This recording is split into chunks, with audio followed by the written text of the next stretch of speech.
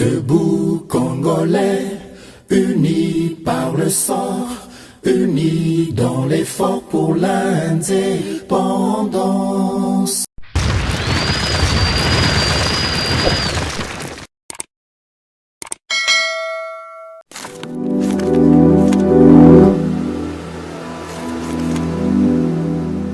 Boza le bienvenu na GCAM Télévision, fidèles abonnés, chers téléspectateurs, Matondo Mingi Lokola Boponi, chaîne au GCAM Télévision, Matondo Mingi Pe Nabino Lokola Boponi, émission Nabino préféré, Debout Congolais, Ndenge na lobaka na momesano, Debout Congolais, Zapo Nabino Batubo Simba et Bendele.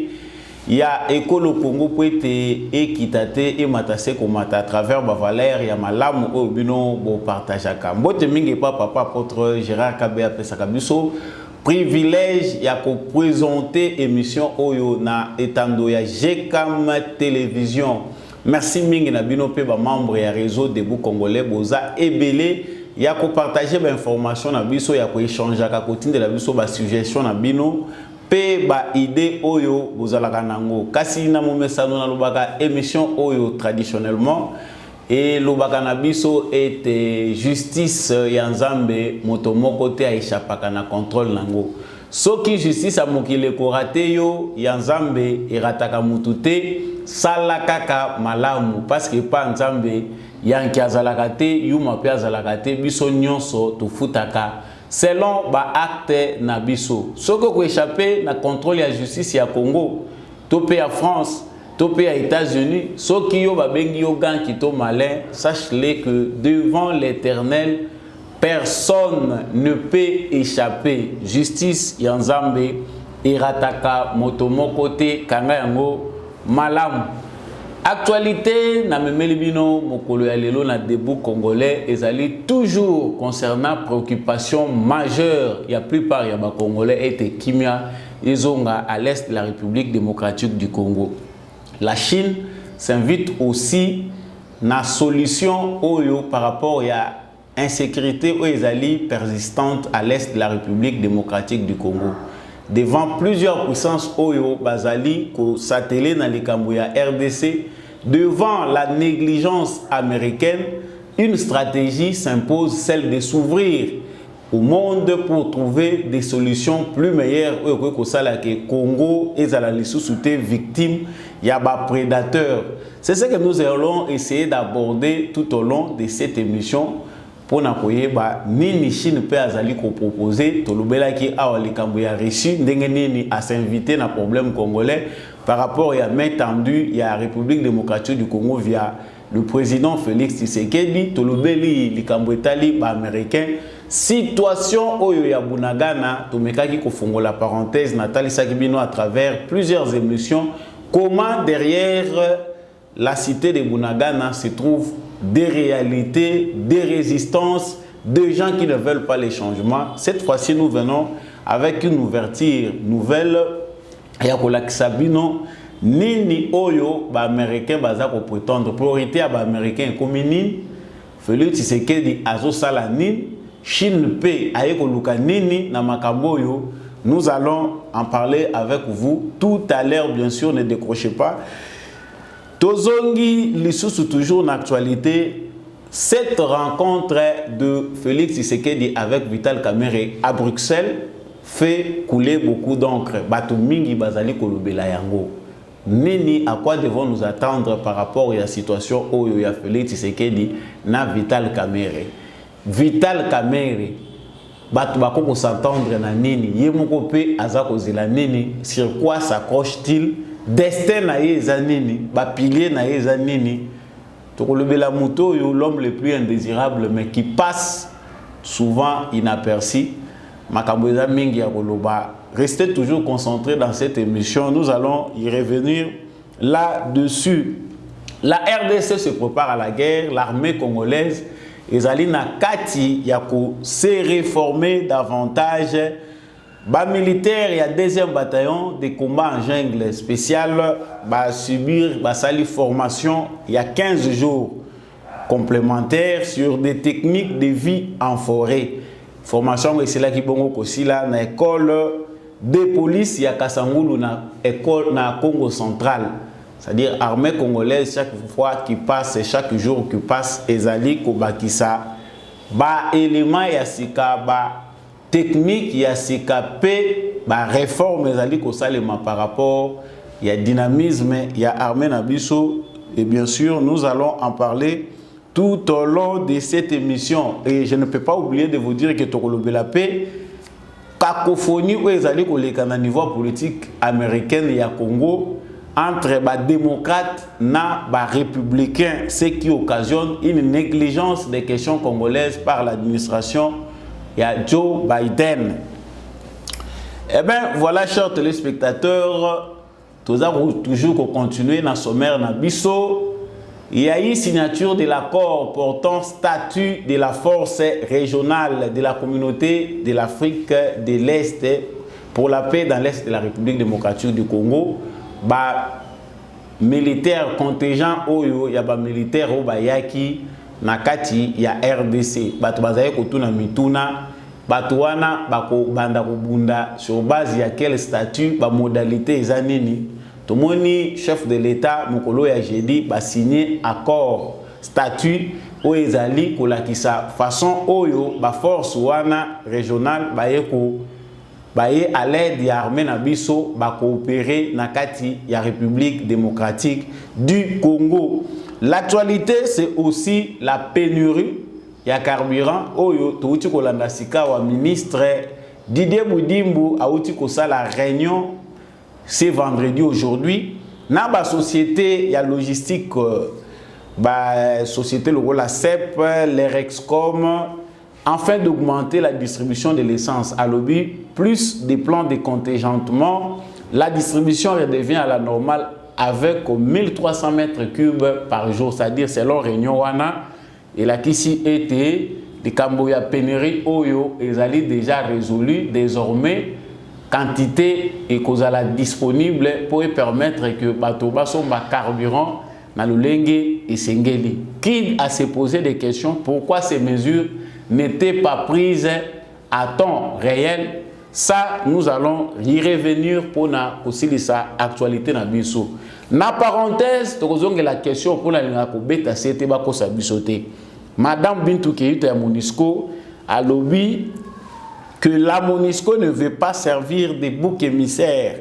Contrairement à ce que d'aucuns pensent, le Conseil de sécurité de l'ONU n'interdit pas à la RDC d'acheter des armes pour protéger son intégrité territoriale et faire face aux groupes armés nationaux et étrangers. À Kosi Topé à Lobby Solo, wana isa parenthèse sur Kosuki Sanango, émission Oyo Bosepelaka. Bienvenue na bino na plateau Oyo des éclairés. Ce que pose moi éclairage Kabola et mon voisin. La seule façon pour vous d'être membre de la famille des Bou Congolais, c'est de vous abonner à cette chaîne, de soutenir cette chaîne pour être bendélé et continuer toujours côté les manas. C'est pour la Ganabato, Balobaratoza, FARDC, na motema, c'est-à-dire aussi bendélé Kolo Congo na motema na yo. Ceux qui bisognon sotoza ma pinga pour ne Kolo Congo et si kanyon soto et pas yoa pibiso tokozala. Mboka na biso ko continuer toujours au kende de l'avant. Avant tout, c'est la patrie. Avant tout, ezali défense ya ba intérêt collectif oyo kosala ete Congo na biso e ba kokende liboso. So yona nu oyebite ke nation ba défendaka yango, nation bazaka prêt pona kokufela yango, kozela no pe loko te inutile na yo ko s'empressaka ya kofinga ka Félix Tshisekedi en attendant les changements alors que ozali citoyen moko irresponsable.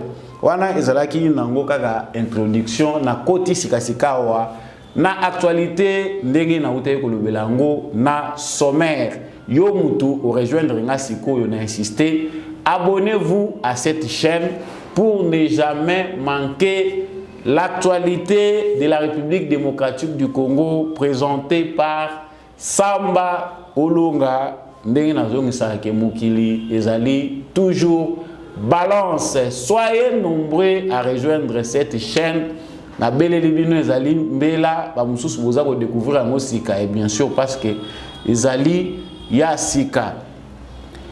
Alors nayebi ke mituna ebele na zwaka na feedback ko botuna kangai awa eza toujours concerné Bunagana. Bunagana ekoma lokola sonnerie. Soki ovandi kaka okoyoka ka message ba oza koloba nini baza kosala nini Mais Sikoyo et Sidi Bunagana est comme état parce que ce dernier temps, nous allons constater qu'il y a des réseaux sociaux et comme le rôle argumentaire, il y a bateau Bazali, comme il y a opposant à Félix Tshisekedi. Et comme il y a Amboka, ils ont balkanisé, Bunagana, ils ont entre les mains. Mais ce qui est aussi nécessaire, ce qui est plus mieux, c'est de chercher d'abord à comprendre pour ne pas tomber dans les pièges de la manipulation ou de la diabolisation au Bazali Kotandre Bisso de temps en temps. Cette situation de Bunagana a énervé plus d'un Congolais parce que Bisso Nyonso Tozali soucié de l'intégrité territoriale na Bisso. Tozali soucié que Congo est à la un et indivisible. Mais ba partenaire na Bisso privilégié Oyo Bazali États-Unis d'Amérique balingi solution nini. Selon les points de vue américains par rapport à l'agression rwandaise, la solution concernant l'occupation de Bunagana, que nous résumons par l'agression rwandaise, c'est l'armée rwandaise, ça c'est du connu, Moutounion Soyebi na Congo comme à l'extérieur. L'ONU a d'ailleurs, à travers les rapports de certains de ses experts, dit qu'il y a des signaux, il y a des preuves qui prouve à suffisance que l'armée rwandaise est derrière les M23 dans l'agression en République démocratique du Congo. Mais, proposition Oyo, ba partenaire na biso privilégié, bazali kopé sa né et pesi batonyon so kanda, soko za congolais ko sepela lango ata mokete. C'est-à-dire la solution négociée que veulent les États-Unis par rapport à la situation qui oppose la République démocratique du Rwanda, c'est une solution négociée qui veut quoi? Qui veut un dialogue. Qui veut, deuxièmement, que le Congo soit retenu. J'ai fait là une synthèse pour ne pas perdre bien autant de temps qui est essentiel. Que le Congo soit retenu dans les chaînes du passé. C'est-à-dire la politique qui a passé pendant plus de 20 ans, le Congo a été pillé, le Congo a été vandalisé, le Congo a été saccagé par des entreprises multinationales via des politiques occidentales. Et la porte, la plus grande porte connue de tous, c'est celle du Rwanda, de l'Ouganda, un tout petit peu le Burundi, et on en passe. Aujourd'hui, je le répète chaque fois dans l'émission pour Batoba Sosola Bitumbo Tozali Kobunda, ce même force-là s'affronte entre ceux qui ont la réelle volonté du changement, na bato oyo bazali kolobelango kana mbebo mais souci na bango ezali ke est ya Congo ezala ko continuer théâtre à désordre wana et continuer à l'est de la République démocratique du Congo. Donc pour les États-Unis d'Amérique, Félix Tshisekedi bomba MONUSCO ba congolais bakanga munoko nazo synthétiser mon lobby ba congolais bakanga munoko elakisi bato bakufaki awa pona ko réclamer na système à Nations Unies que ezali injustice to vanda na force moko inutile pendant plus de 20 ans alors que force wana ezali ko aider bisoté ezali gaspillage bino moko bolandaki angwa na ba vidéo ekilaki na ba réseaux sociaux comment des parlementaires européens ont été aussi dans le même langage du côté du peuple congolais dans le langage pour dire que la MONUSCO, la force des Nations Unies au Congo a été inutile, ça a été un gaspillage des moyens. Et moi je vais plus loin pour dire que cette mafia-là, aujourd'hui, elle est aussi soutenue par certains Congolais qui pensent que la MONUSCO doit toujours continuer sa marche pour Bango va trouver raison. Oyo va préparer nango chaos dans le contexte de l'élection. Ça c'est une autre parenthèse. Bon continuer à kolanda l'émission nanga na kofongola lisusu parenthèse wana avec beaucoup de détails. Donc, outre la question de la MONUSCO, la deuxième question c'est celle de dire au Congo négociation au Félix Tshisekedi azako sala na Kagame, ils ont nango pona bango négociation moko connu déjà des Américains sur base des intérêts américains parce que pour certains bazana confiance té na liro Félix Tshisekedi azako memela makambo. Ils voient leurs intérêts disparaître parce que Félix Tshisekedi veut que les lignes bougent. Yango ba musuba sikali campé na ba position na bango. Kagame qui était déjà effacé na table ya ba américain. Déjà bazu décision ba lobby régime ya Kagame ezali page tournée.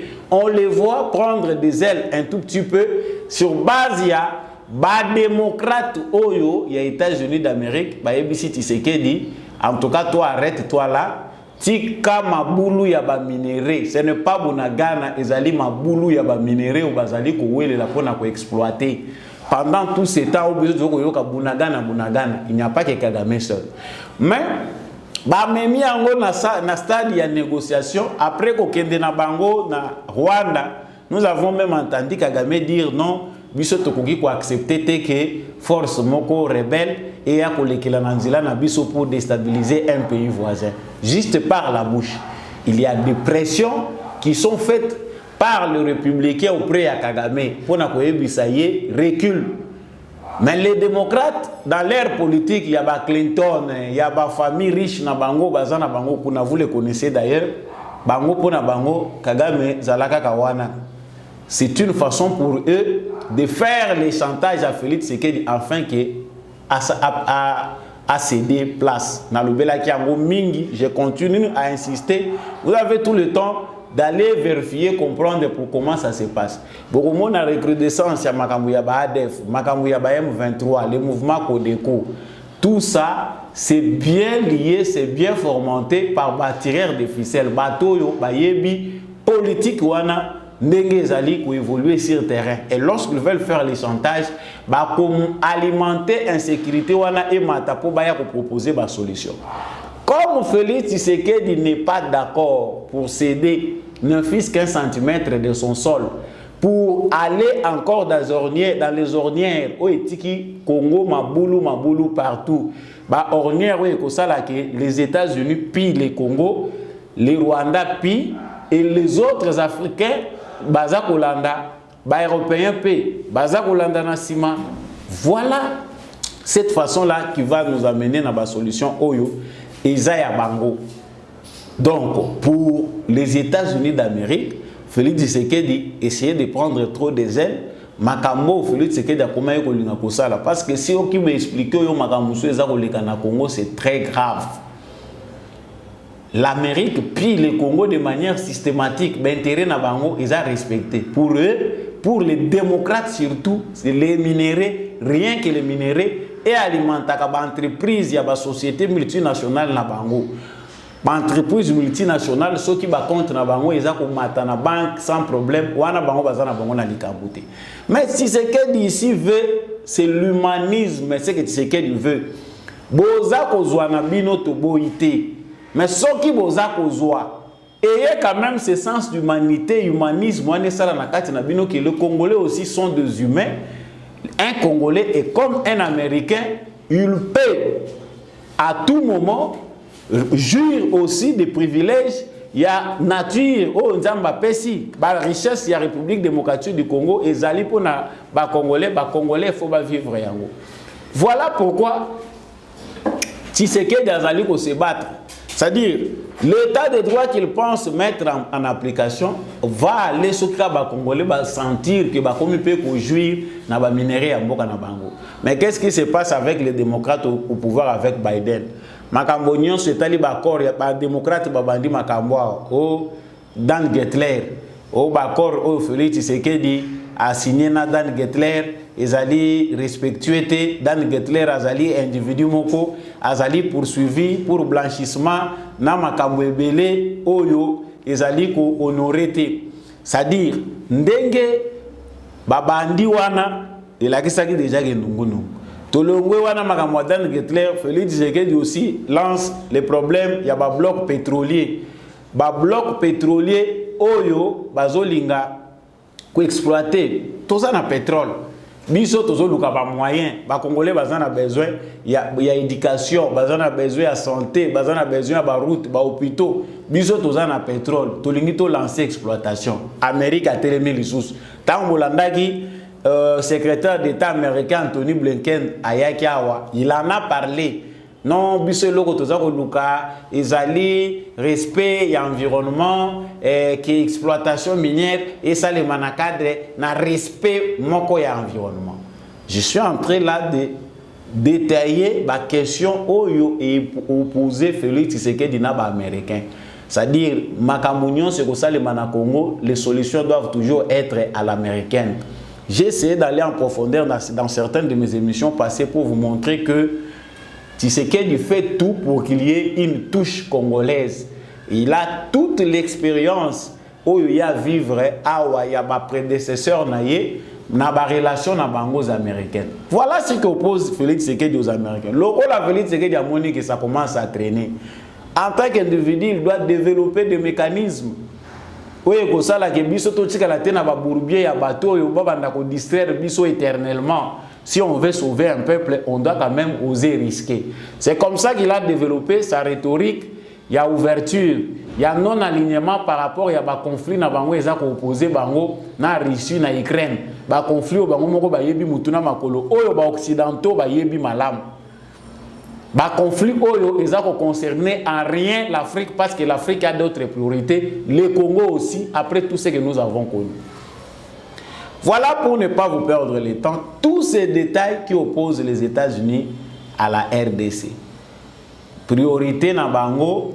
Après toutes les discussions avec Félix Tshisekedi, Basali Bava et vient sentir que sentiment anti-américain et bandit Kobota Mamingi.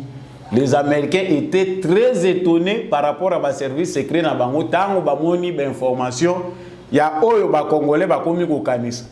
Ba drapeau ya Russie bimi ba Congolais pe baza ko telema balobi to ke na biso Poutine ya ko sauver biso. Ils sont mieux informés que nous. Bango moko ba sutukaki. Mais ko sutuka na bango eza pambate parce que Félix Tshisekedi avait déjà entamé une voie d'ouverture et c'était déjà dès le début de son mandat là qui saki bango signwana que biso na menito to ko se fermer face à moto aza prêt ya ko aider biso na senso biso to lingi, c'est-à-dire une coopération gagnant-gagnant. Ozui ba Congolais pe bazui. Ceux qui ont le minéré, les Congolais priorité na bango et zaba opito. Tshisekedi est très clair, transparent là-dessus. Mutakoloba, les contraires azati. Et pendant ce temps que les Américains s'affrontent entre démocrates et républicains sur les meilleures solutions adoptées au Congo, Tshisekedi aussi en tant que dirigeant, batubaza ko salio bazedou ebele. Yo zana mwasi ya malamu zo ba ko entretenir yete. Les balles en opé, tous les bâtiments en côté. Mais il y a des gens qui bazako bengaye partout. Papa, maman yaka, yo koto ozo maltraité. Aux yeux bêtes noires na yo. A finir par golingate. Soka kuta na mutu moko azamalamu. Akoko ya na yekuna. Dans le cadre qui concerne le Congo, où ils ont douche froide pour les Américains. C'est difficile pour les bango na jalousie na bango politique. Bandi magé RDC à s'ouvrir na modèle au Félix Tshisekedi a memi makam. Et bandagi na Russie, mais maintenant là on reçoit les informations qu'il n'y a pas que la Russie, la Chine aussi intervient.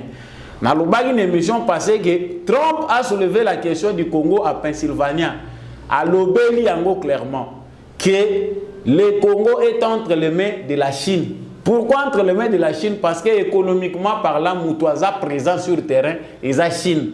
Ba importation mingi ya Congo et où t'attendais na Chine.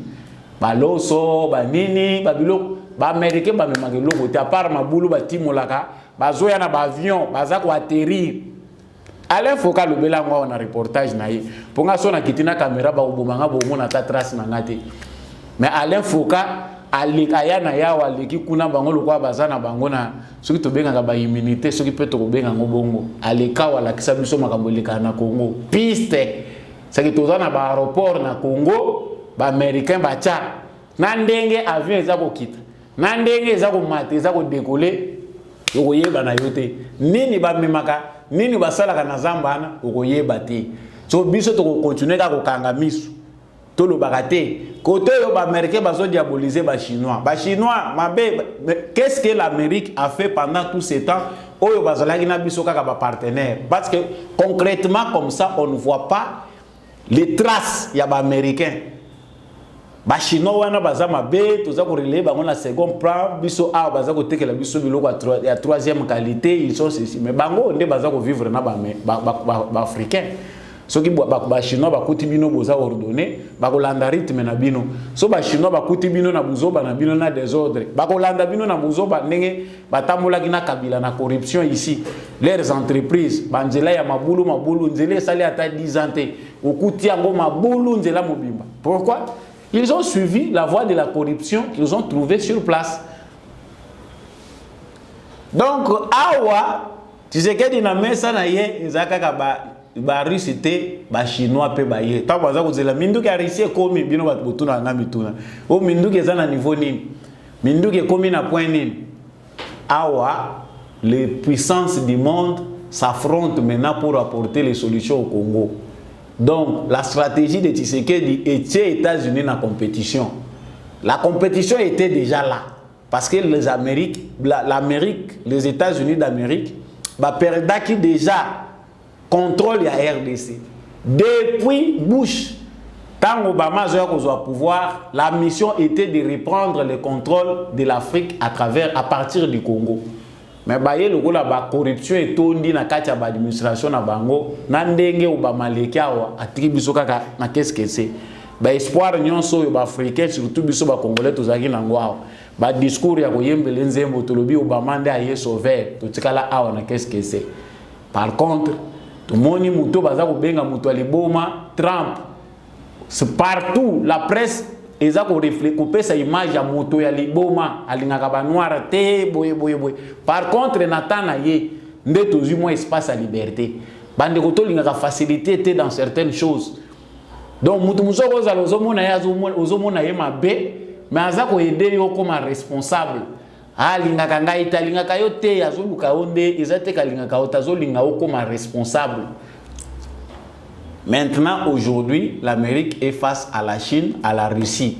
Les Cambouya Congo est comme une compétition, tout le monde veut sa part. Pour Tshisekedi, la priorité congolaise, c'est que tu as une guerre à l'Est ici. Les Chinois peuvent bailler.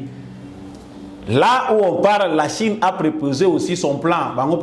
Si le Congo veut un soutien, nous appuyons. Si vous Amérique, au Lingini, Banda Bobandaki.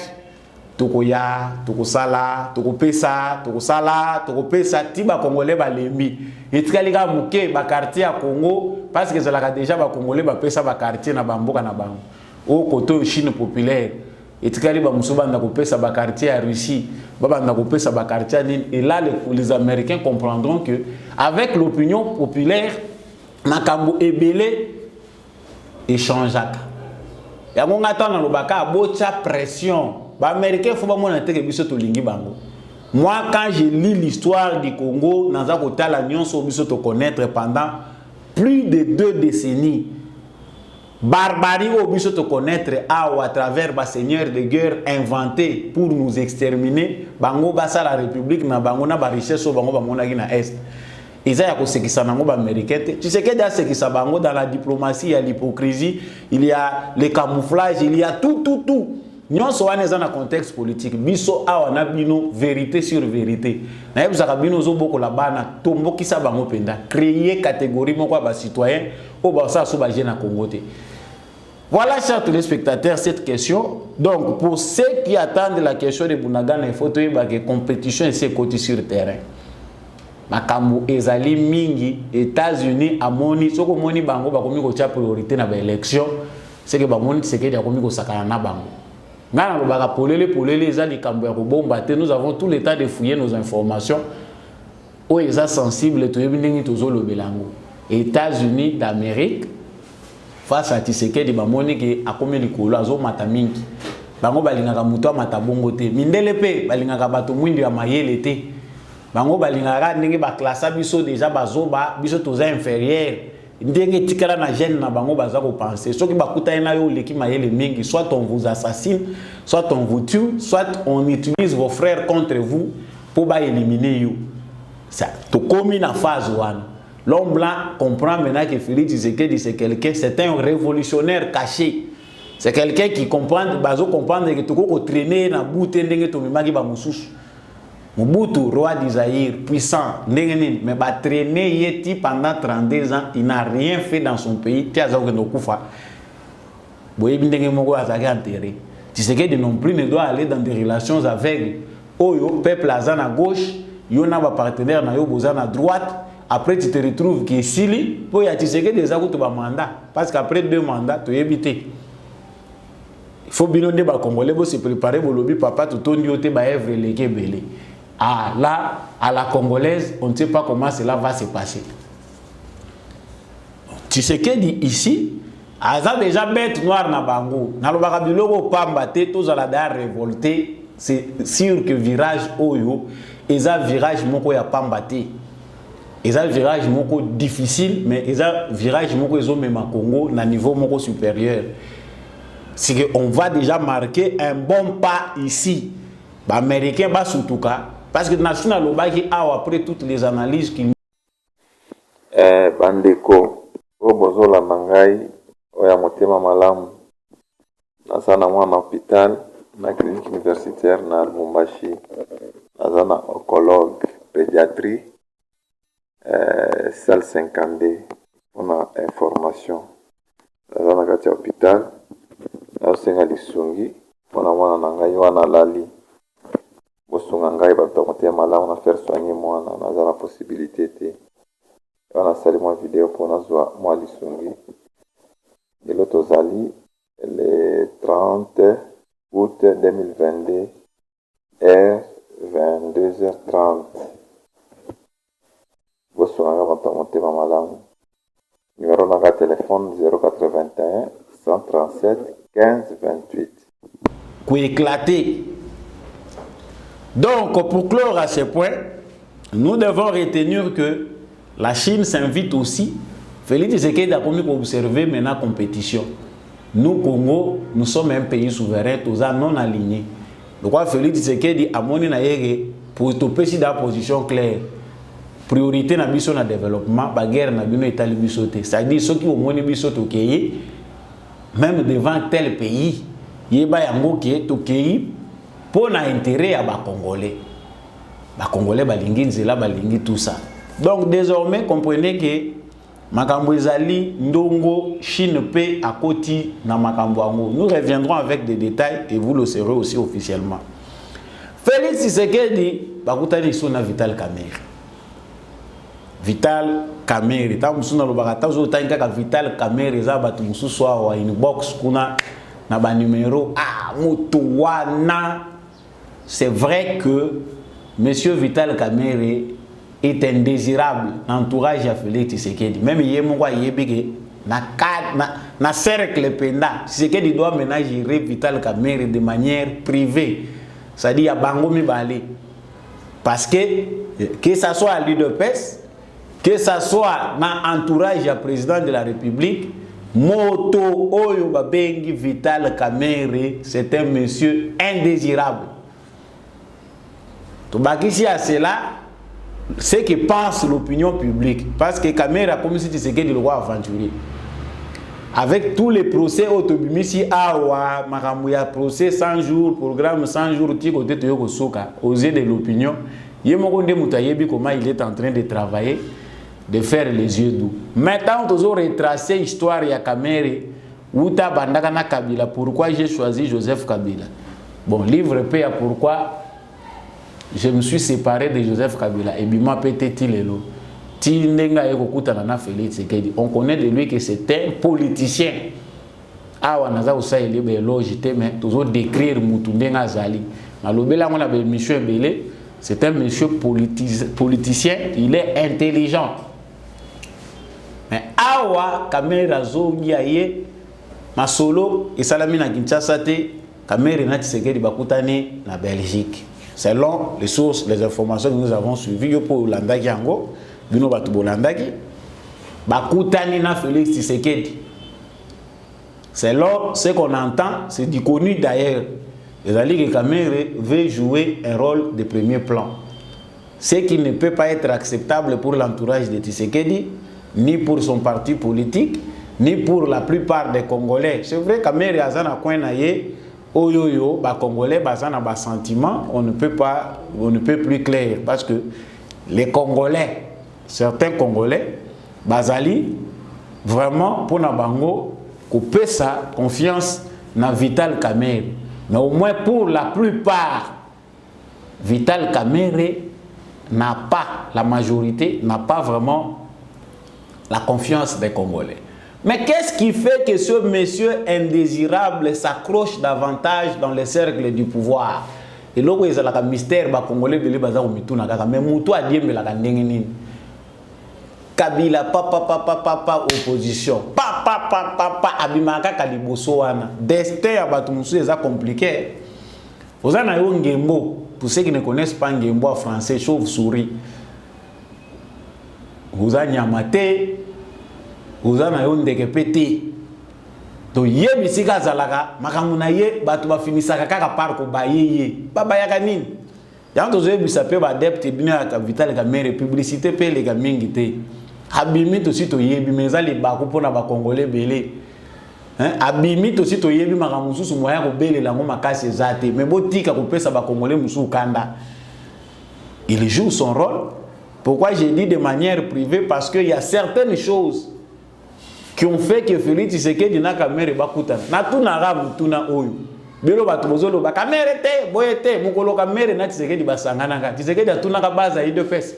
Pozo Tshisekedi asalaka meeting jour wana lobi na lingina kangama na Kamerhe. La majorité aurait dit non. Ceux qui se Etienne Tshisekedi akoloba non. Mais la politique a ses réalités. Et ça na ba réalité oyo ekokozala rejeté par toute la population. Peuple mobimba baboyi balobi otoboyi. Mais les raisons d'État ont toujours des positions position incomprise pour la population. Parce que ceux qui moutent les lois comme au sommet de l'État, il y a des réalités qui les gèrent avec clarté. Et parce que dans chaque État, il y a des secrets. Mais Vital Kamerhe, rôle de second plan, Premier ministre, impossible avec l'entourage de Tshisekedi. Mais rôle de second plan, presque oui. Hein? Pourcentage de Zako qui est à 80% que Azan a rôle na Zako jouer. Et puis monsieur na prison le rôle de président Yemoko Asa Lobaki. Mais attention, ngana Zako bele la kakao. Félix Tshisekedi, ouaneza mission na il doit nous aider d'éloigner les ennemis internes du Congo. Base à la musique ya cercle à pouvoir parce que lobby a goûté à pouvoir parce que tu sais que même si on a sali 2 mandats dans boîte a sali 3 mandats, c'est quelqu'un conçu dans la démocratie. Il a appris la politique dans la démocratie pour finir par quitter le pouvoir. Mais ce qui est libiso le sous bangembo na politique. Na race ba congolais muso to zana bangwa. Rwanda yé na bangombe. Mais bino wana bozo bali sa yebana na bino. Na koya suna information wana. Bango ba Rwanda ba kota na Kasai baza ko bala na bango baza ko botisa ba congolais. Wana botiki bango. Lobi to yoka ba conflit. Oh ndenge nini ba Rwanda ba kuni ko botira mabele na biso bango ba yaka na bangombe ba yaka na mabele te. Ah bozo bali sa bana bino bozo sala ba fête. Ah Congo. Je reviendrai sur ce sujet à question de Rwanda et les exercices, mais on est toujours en train de rassembler les éléments. Donc, pour clore ces points de ce monsieur indésirable, monsieur Vital Kamerhe joue sa dernière carte politique. C'est une carte de survie. Parce que Destin Moutou était battu une équation. C'est monsieur qui est allé jusqu'en prison. À se retrouver les sous-sous car à Pembe na Tshisekedi, Moutou sous a appris à se pendre pour un type. Mais ce monsieur indésirable est en train de jouer sa dernière carte politique, une carte de survie. Quant à Félix Tshisekedi de tirer d'être très attentif au mouvement de Vital Kamerhe. Parce qu'espoir, il y a peuple congolais, ça a mérité. C'est Tshisekedi qui saura gérer Moutunaye wana Azakouwele dans les sous-soazonga na lipeka. Très ambitieux. Vraiment, certainement avec aussi des idées pointues, mais un monsieur toujours qui laisse à penser. Je me foin à ces points parce que les points mongo, ils ont la facilité pour batumsu ba digérer ango. Mais nous boti que la disséquer de sala musala naï. Nalobaki awa likamusu se sengeli tolobawa ezali likambo ya signature et accord portant statut de la force régionale de la communauté de l'Afrique de l'Est pour la paix dans l'Est de la RDC. Bolandi binomoko ndenge nini ezali koleka. Comment ça se passe?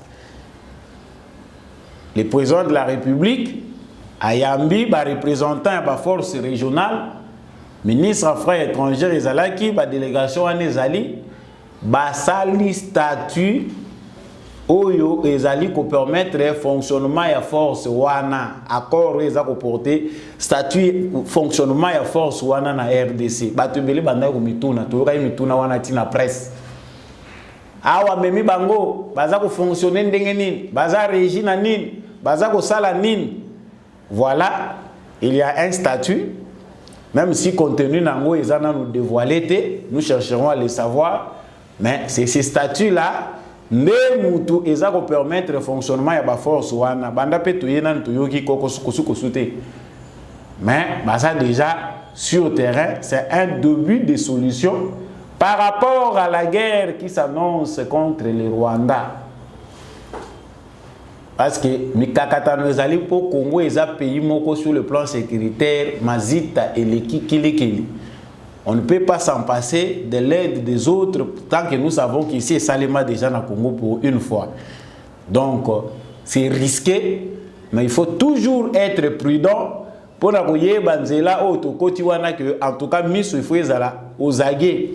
On ne peut plus clair que lorsque notre gouvernement a déjà décidé c'est qu'ils sont conséquents de la voie choisie de laisser cette force-là venir travailler aux côtés de nos FARDC pour komema kimia.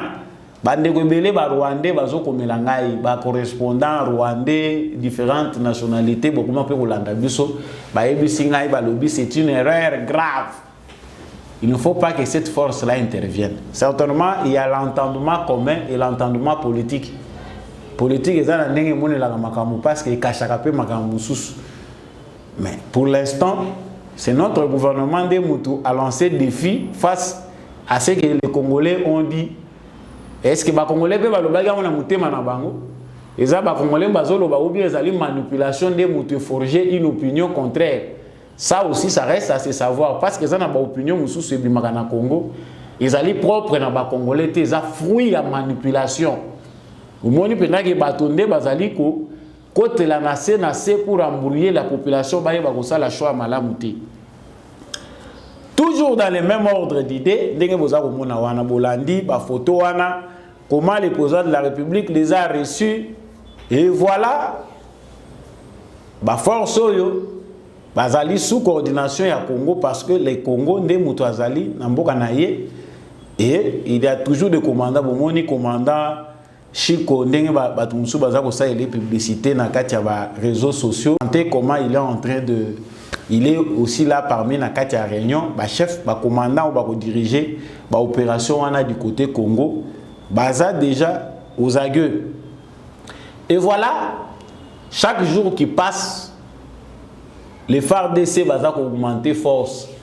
So ba lobi ke bango baza ko se préparer Congo baza ko sala nini ba bataillon nyonso ko elalaki.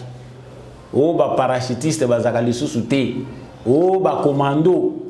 Voilà pour encore une fois le président Félix Tshisekedi, bah outil déjà pour former le sous deuxième bataillon de combat en jungle, hein, des spéciales para, bah subir durant 15 jours formation complémentaire sur les techniques de vie en forêt. La fin de cette formation là a eu lieu ce jeudi 8 septembre, école de police de Kassamoulou dans le Congo central. Armée congolaise est allée en pleine réformation. Centre Réunion se koufa penser à président de la République. Ils allaient que centre wana nyonso ya formation et élément. Congo est allé na centre à formation oyo na Afrique centrale mobimba awa batu babandai kotinda ba militaire na bango bazoya kozwa formation et pas na biso. Mais tous ces centres-là, pendant 18 ans, il y a règne, il y a Moutoyo, tout a été détruit. Aujourd'hui, nous avons des hôtels centre. Nous avons même des coopératives militaires, des botama, les sungi à militaires. Makamwana nous avons botama na Congo sous le règne de Félix Tshisekedi. Au Rwanda, la peur qu'ils ont, c'est qu'ils savent déjà que Baza face à adversaire de taille. Le Congo est déjà prêt pour la guerre. Non, dans le silence là, pendant que insulte les Arobima. Je ne sais pas pourquoi Baza comprendre le cas de Tshisekedi. Pendant plus d'une année, Félix Tshisekedi a été injurié. Va traiter de tous les noms, président postiche, jusqu'à un point où journaliste étranger a dit Félix Tshisekedi c'est un président postiche. Un journaliste étranger traitait le président d'un pays qui a été président postiche. Une injure. Et certaines personnes au Congo défendent les journalistes. Il a raison. Mais à la fin, la conclusion est que tous ces gens-là qui disaient que le président Wana Zaïli à Pamba, c'est quelqu'un nommé par Kabila, il est dictateur. Batouana Lilo, changer Malobana Bango, que le président Wana comme dictateur, il ne veut diriger avec personne. Toutes les décisions du pays sont prises au niveau de l'Union africaine. C'est le président qui décide partout. Azo diriger mboka na yena ndenge oya lingi alingi batu musu bazo pouvoir. Mais mutaza étiquette. C'est là où les gens ne comprennent pas ce que dit mutuna mutaza na nature na ye. Même Kagame là où il est, peu importe le manœuvre où ils allaient pousser pour à manœuvrer. Parce que même ceux qui ont commis l'erreur de continuer, il y a qu'à soutenir YSNC Balobi qui résiste, ils vont comprendre que le temps n'est plus propice aux aventures. Tant où ils ont des surprises, yo salité ou aider mouton comme on a pouvoir, comment ils sont combien on a pouvoir à aider. Nous y reviendrons avec beaucoup de force. Voilà, je tends déjà vers la fin de cette émission. Mais je vous avais dit que, parenthèse, il y a émission Oyo Ezali concernant Maman Bintou Keïta. Campagne séduction, discours Ezara Rolemba. Le but mon histoire qui est de meilleur, aux autres pour convaincre. J'ai été étonné avant d'aborder point à parenthèse dans le baki émission Oyo. Il y a Oyo qui est mon histoire.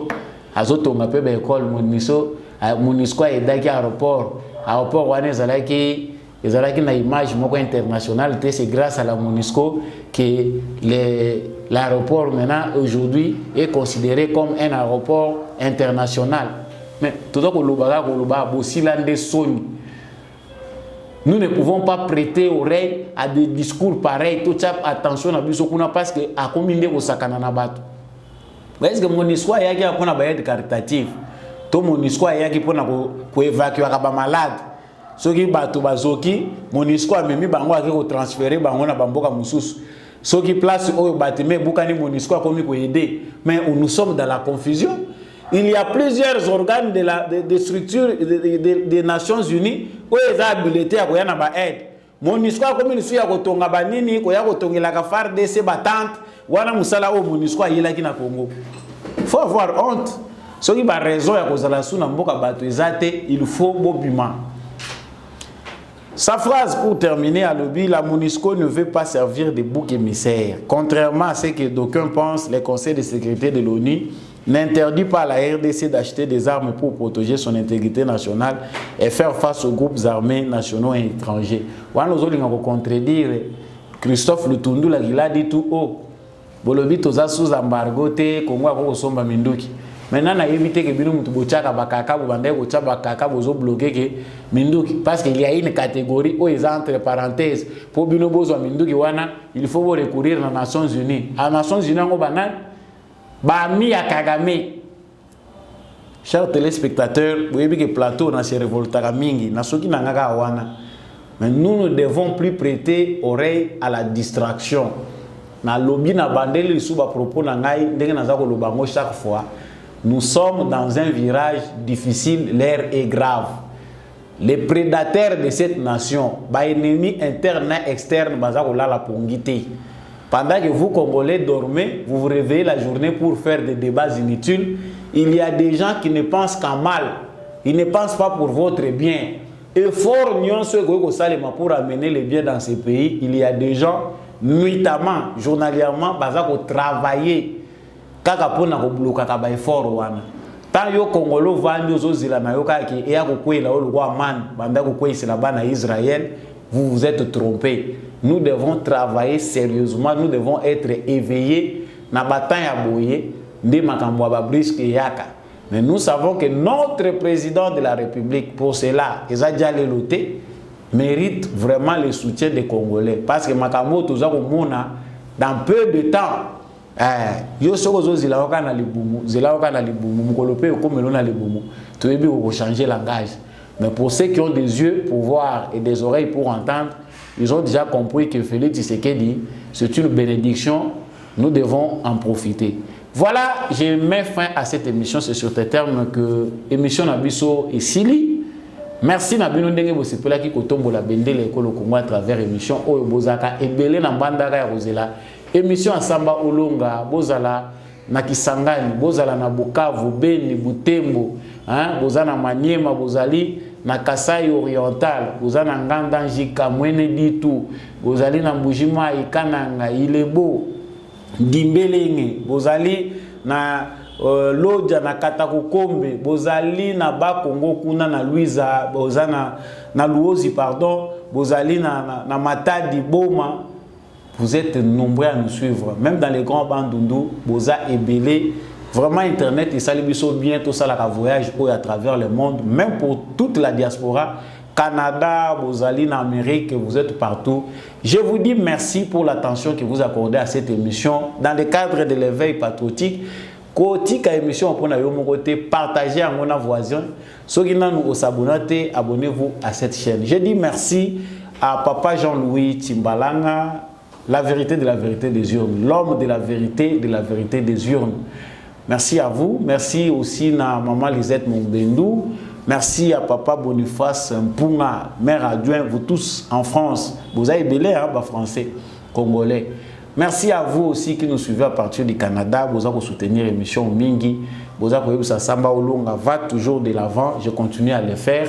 Et tous ceux à qui je n'ai pas dit merci personnellement, m'a souhaité bien merci. Je vous dis au revoir. Na bosani pete mutazaki na sima caméra oyo azosa la biso bien pour émission Bozwa Kayango. Tout le monde a na bino na prochaine émission.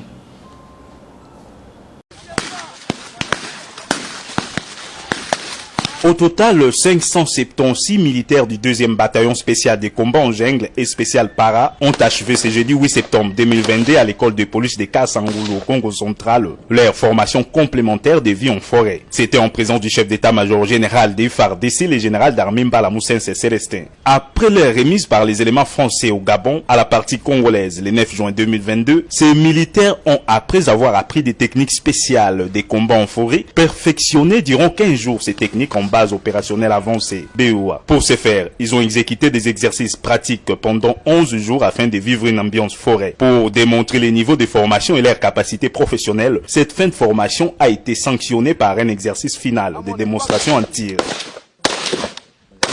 En infiltration en cas d'attaque BOA,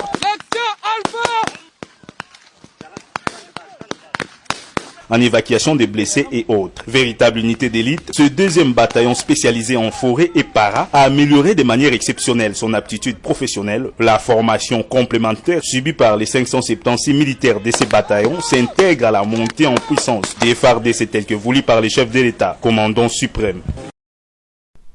Royal Hands Foundation. Médicaments directs. Envoyez-nous l'ordonnance de votre proche depuis le Congo RDC. Payez en ligne. Nous irons la chercher à la pharmacie, la livrerons directement à votre famille en moins de 24 heures. Visitez notre site www.royalhandsfoundation.com. Téléphone plus 44 73 05 94 65 59 plus 243 900 064 326 plus 44 73 05 86 94 88. Royal Hands Foundation, médicaments directs.